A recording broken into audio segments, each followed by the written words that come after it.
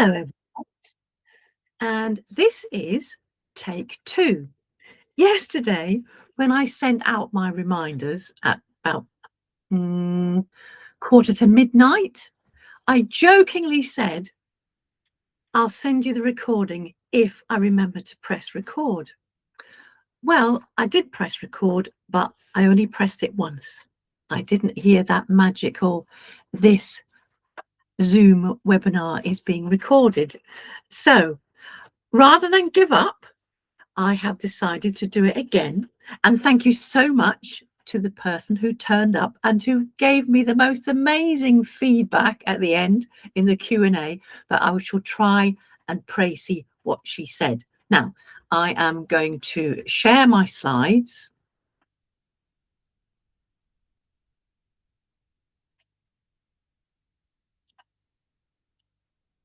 Aha. And I am going to turn off my camera. Okay, so as I said, take two. Welcome everyone, and lovely to see you here. Before we dive in, just to let you know, I'm recording this session so I can share the replay, and that's my intention. So it's Monday morning. Your teenager won't get out of bed. You're already late for work. The school's called again, and you've absolutely no idea what to do next. Sound familiar? Here's what I want you to know right from the start. You are not alone. And more importantly, you are not getting it wrong. You just need different tools. For those of you who don't know me, I'm Jean Ramsey. I've spent 40 years in education and nearly 20 years as a certified coach. I'm also neurodivergent myself, assessed later in life. So I genuinely get this from multiple angles, like forgetting to press record. How embarrassing. And for those of you who do know me, thanks so much for coming along to support me. I see you. I want to be upfront with you about something before we go any further, and I'm not going to tell you what to do with your child. But that might feel frustrating. You came here for answers, but here's why I work this way. You know your child. You know your family. You know what you've already tried. My job isn't to give you answers. It's to help you and yours find your answers. And that's the difference between advice and coaching. Advice says, do this, and coaching asks, what makes sense for you? So if you're looking for 5 steps to fit EBSA overnight, I'm sorry to disappoint you. This isn't quite that talk. But if you want tools to think this through in a way that actually fits your situation, well, stick with me. So let's talk about what EBSA, Emotionally Based School Avoidance, actually is, because there's still a lot of confusion out there, including in schools, who you would think would know better. EBSA is not school refusal. That phrase implies choice and defiance.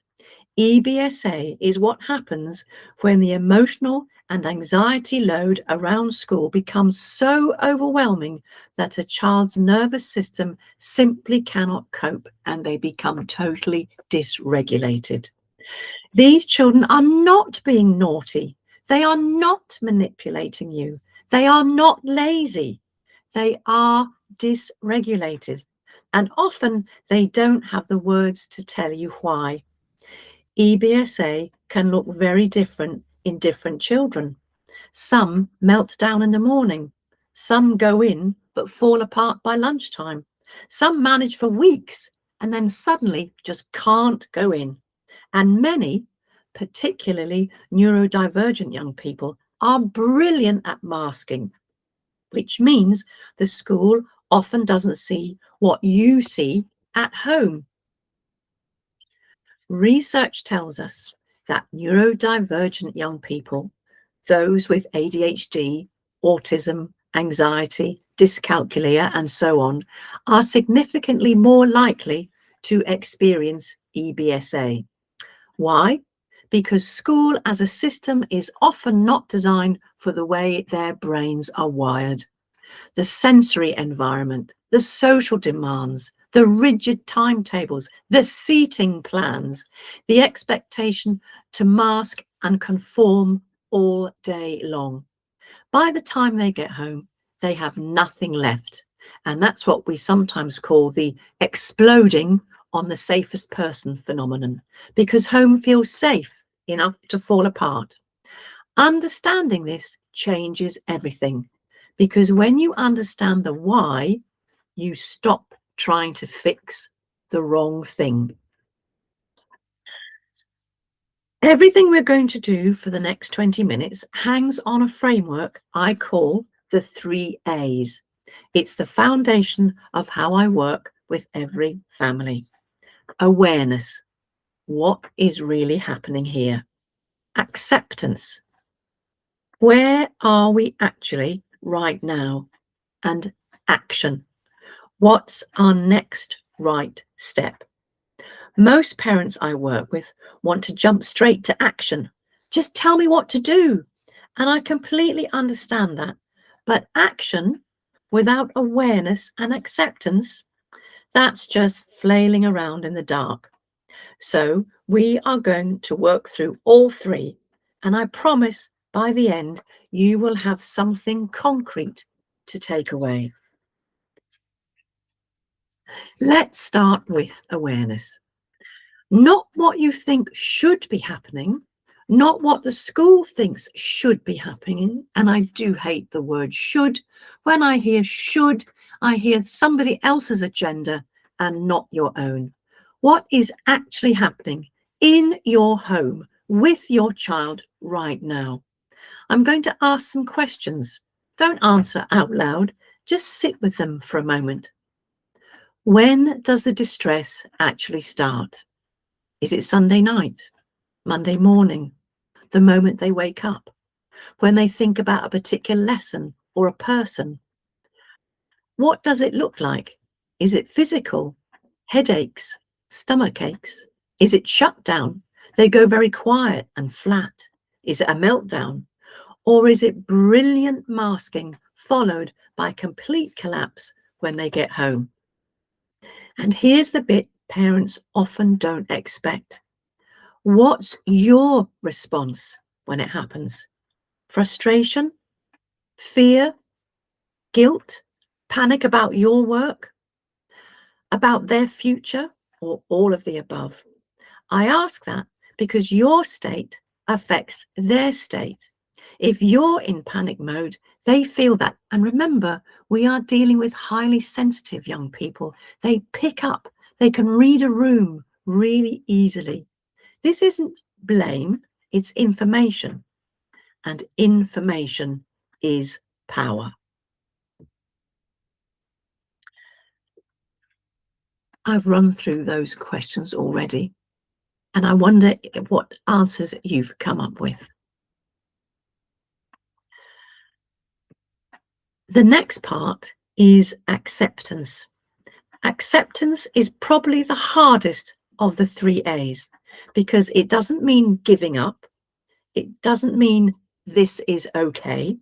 It means seeing clearly where you actually are, not where you wish you were. One of the most damaging things that happens in EBSA situations is when everyone, parents, school, sometimes even professionals, keep trying to get back to where things were. Full attendance, normal routine, as if nothing has happened. But your child isn't where they were, and trying to force them back to a place that no longer exists just creates more distress. Acceptance says, right now, this is where we are. And what does support look like from here, not from where we used to be? That might mean accepting that full-time school isn't currently possible, that a phased return is more realistic, that your child needs a different kind of support than they're getting currently. Acceptance is actually an act of love, and a very brave one. Acceptance in action. Now we get into action, but not random action, zone appropriate action, because what you do depends entirely on where you are. I like to think of 4 zones in the framework to help families and schools understand where a child is and what kind of support makes sense at each stage. Zone 1, this is crisis zone. This is the acute phase. Your child cannot attend at all. They may be in significant distress, and the priority is safety and stabilization, not getting back to school. Stability first, and above all, preserving your relationship. Zone 2 is stabilizing.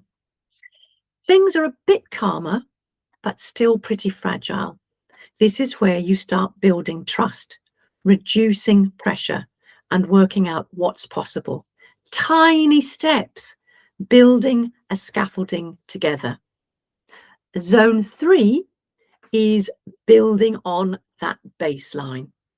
There's enough stability to start extending what your child can manage, a gradual, supported increase in activity, connection, and eventually school involvement. But don't let yourself be rushed into doing this. We're in this for the long haul. This is a marathon. It's certainly not a sprint. Zone 4 is sustaining. Things are working. You're daring to breathe. And the job now is to maintain what's in place and not assume it's fixed forever.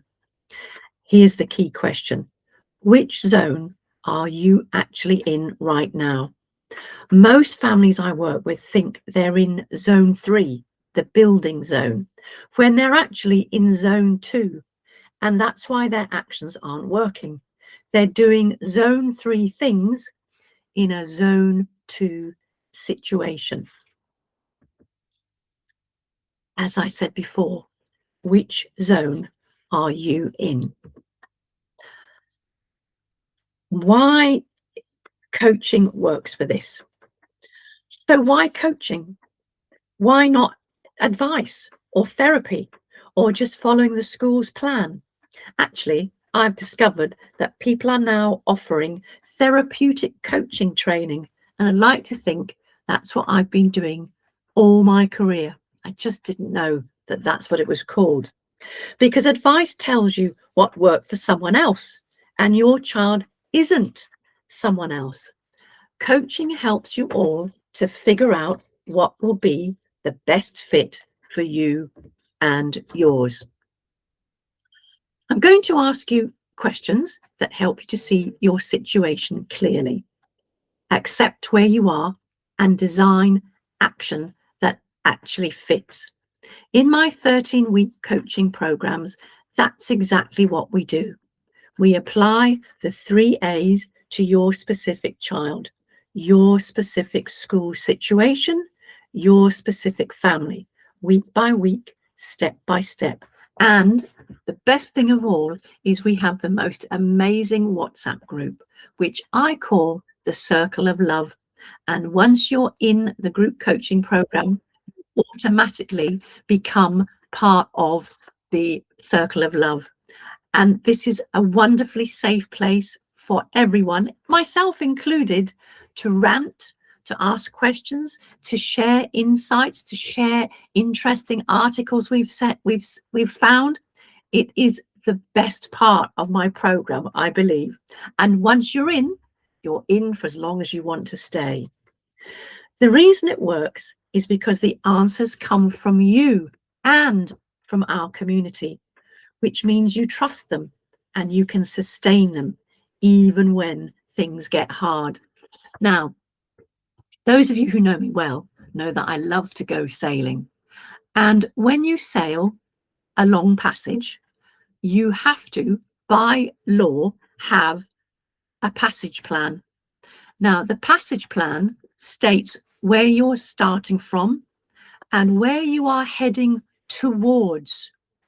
It's considered bad luck to put on your passage plan your final destination. So we sail from Pool Yacht Club towards Cowes. Now, if the weather should turn nasty, if something should go wrong with the boat, or if somebody is really, really seasick, we will have factored in a safe haven that we can go to before we get to Cowes. So it might be Lymington, because that's just round into the Solent, a safe place to get to at any state of the tide. And this is what we're trying to produce for you and your family's passage plan. And we know, and your towards is going to be different. Each family is going to be different. Some of you may want to persevere and help your child to get back into full-time education. And some of you may recognize that that is just not on the cards. The damage has been done. Trust has been lost. We need to move on to the next phase. So I think it's a lovely metaphor, your passage plan from where you are now towards where you and your family would rather be. If you'd like to know more, by all means, book a free call and we can have a talk about your passage plan. So let's talk about your situation. Remember, you're not getting it wrong. You need different tools. Remember, awareness, acceptance, and action. From crisis to calm is possible. Not overnight, but it is possible. Thank you so much. And there are all my contact details.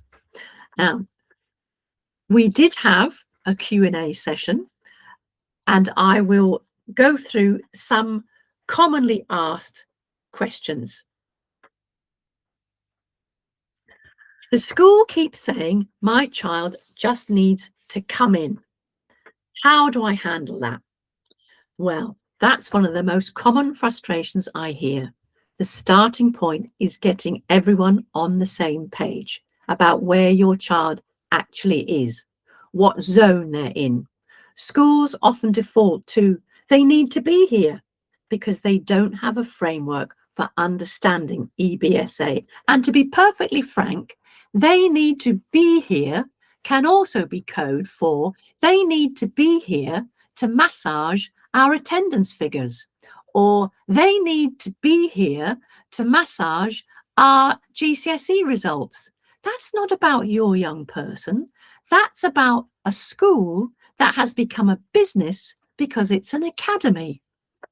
Don't get me started on that. This is where the person who attended and myself had quite a rant.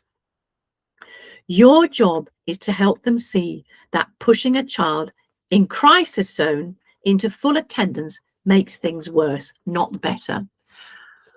When your dysregulated child is feeling pressure to go back into school, they are not going to want to do it because it's adding pressure on pressure.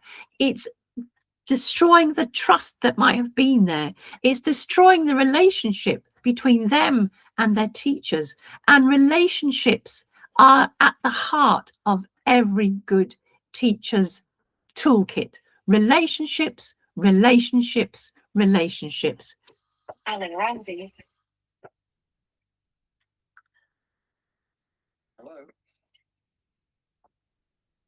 My child seems fine at the weekend, but falls apart on Sunday night. Is that normal? Completely. That Sunday. Alan Ramsey. Alan Ramsey. Sorry about that. I forgot to put my phone on silent. Gee, you couldn't write this. My child seemed. Alan Ramsey. Alan Ramsey. Or two others.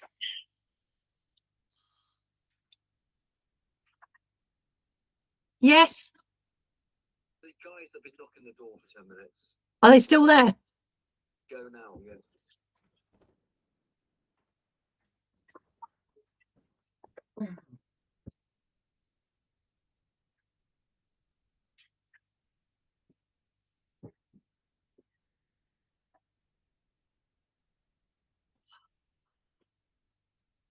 I'm really sorry. I'm trying to record something. I thought you might be. Come in. Oh, and I think I've still left record on.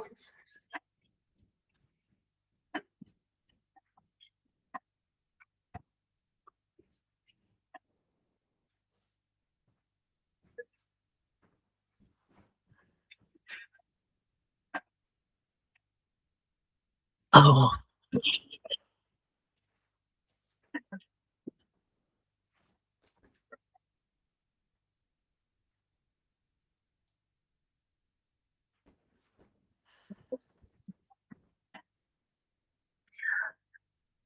I'm exhausted.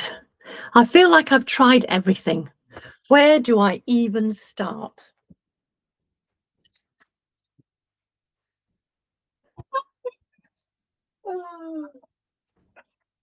That's not far from the truth. Where do I even start? I hear that so often, and I want to say that exhaustion is valid. You've been trying everything. The issue isn't your effort. It's that the tools you've been given aren't the right tools for the situation. Starting with awareness, really getting clear on what's actually happening rather than what should be happening is almost always the right first step. Even small clarity can reduce the chaos significantly. My child's school says they can't do a phased return without a professional report. What should I do? That's frustrating, but not uncommon. Start by asking the school to point you to the specific policy that requires this. Sometimes it's a misunderstanding rather than a hard rule. If there is a process, your GP can refer for CAMS, or don't hold your breath because that can take years, or an educational psychologist assessment. And some schools have access to pastoral support that doesn't require a formal report.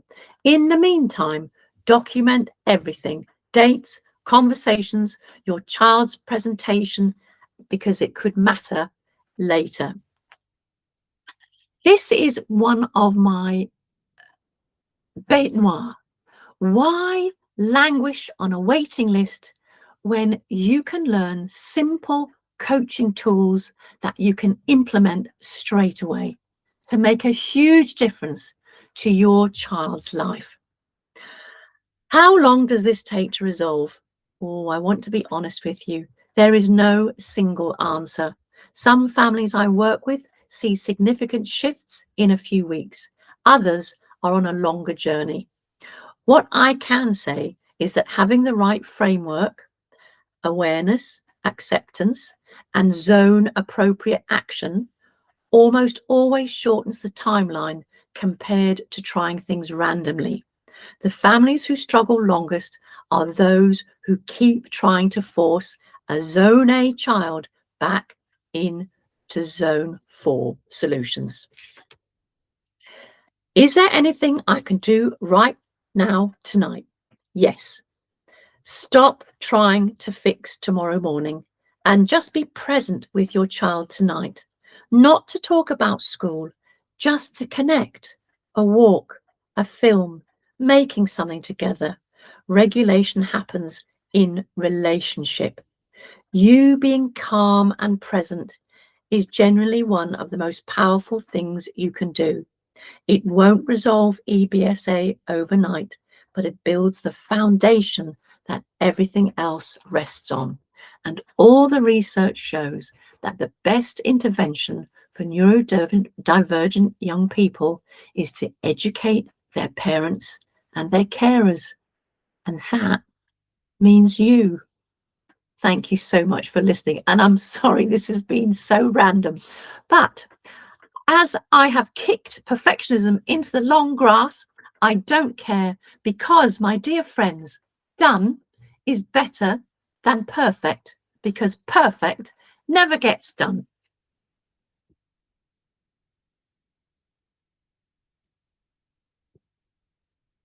I'm so sorry for all the interruptions, but like I said, I've kicked perfectionism into the long grass, because perfect never gets done.